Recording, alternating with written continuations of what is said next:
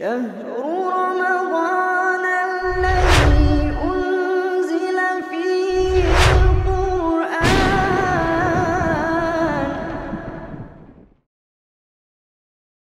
Assalamualaikum warahmatullahi wabarakatuh. Alhamdulillah wassalatu wassalamu ala rasulillah wa ala ahlihi wa ashabihi wa man tabi'ahum bi ihsanin ila yaumiddin, amma ba'du. Kaum muslimin yang dirahmati oleh Allah Subhanahu wa taala, Ramadan begitu sangat cepat.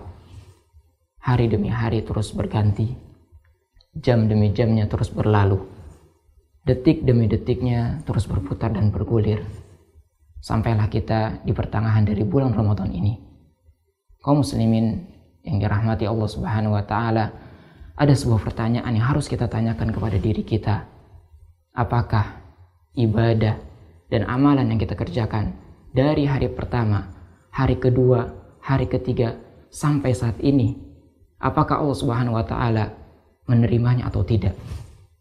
Kaum muslimin yang dirahmati oleh Allah Subhanahu wa taala, tentunya masing-masing dari kita tak seorang pun bisa menjawab pertanyaan demikian, dikarenakan belum ada kepastian apakah amalan kita diterima atau tidak. Dan inilah menjadi poin besar sebagai bahan renungan, di mana kita harus cemas, kita harus takut akan amalan kita tidak diterima oleh Allah Subhanahu wa taala. Kaum muslimin yang dirahmati oleh Allah Subhanahu wa taala, kalaulah kita melihat salah satu gambaran dan potret orang-orang yang soleh, orang-orang yang beriman, di mana mereka sangat khawatir dan mereka takut akan amalan mereka tidak diterima oleh Allah Subhanahu wa taala. Allah mengatakan dalam surat Al-Mu'minun ayat 60, walladzina yu'tuna ma atau wa qulubuhum wajilah, dan orang-orang yang memberikan apa yang telah mereka berikan dan hati mereka takut. Kaum muslimin yang dirahmati oleh Allah Subhanahu wa taala, Aisyah radhiyallahu taala anha pernah bertanya kepada Nabi sallallahu alaihi wasallam, "Wahai Rasulullah, apakah orang yang berzina, mencuri dan membunuh?" Nabi sallallahu alaihi wasallam pun menjawab, "La, bukan ya Aisyah. Akan tetapi seseorang yang dimana dia bersaum, dia bersedekah, dan dia juga salat, wa huwa yakhaf an la yutaqabbala min." Akan tetapi seseorang yang dimana dia puasa, dia infak sedekah, dia pun juga salat, dan hati-hati mereka takut akan amalannya tidak diterima oleh Allah Subhanahu wa taala. Kaum muslimin yang dirahmati oleh Allah Subhanahu wa taala, kalau kita melihat salah satu sosok Nabi terbaik, Khalilur Rahman, Nabi Ibrahim, di mana beliau sangat khawatir dan takut akan amalannya tidak diterima oleh Allah Subhanahu wa taala, di mana Nabi Ibrahim dan Nabi Ismail setelah mereka berdua membangun Ka'bah, mereka berdoa kepada Allah Subhanahu wa taala, memohon kepada Allah Subhanahu wa taala untuk diterima amalnya. Allah mengatakan dalam surat Al-Baqarah ayat 127, wa idz yarfa'u Ibrahimul qawa'ida minal baiti wa Ismail rabbana taqabbal minna innaka antas samiul alim. Wahai Rabb kami, terimalah amalan kami, sesungguhnya Engkau yang Maha mendengar dan Engkau yang Maha mengetahui. Kaum muslimin yang dirahmati oleh Allah Subhanahu wa taala, sebagaimana yang telah kita sampaikan, muncullah pertanyaan berikutnya. Lalu bagaimana agar amalan kita diterima oleh Allah Subhanahu wa taala?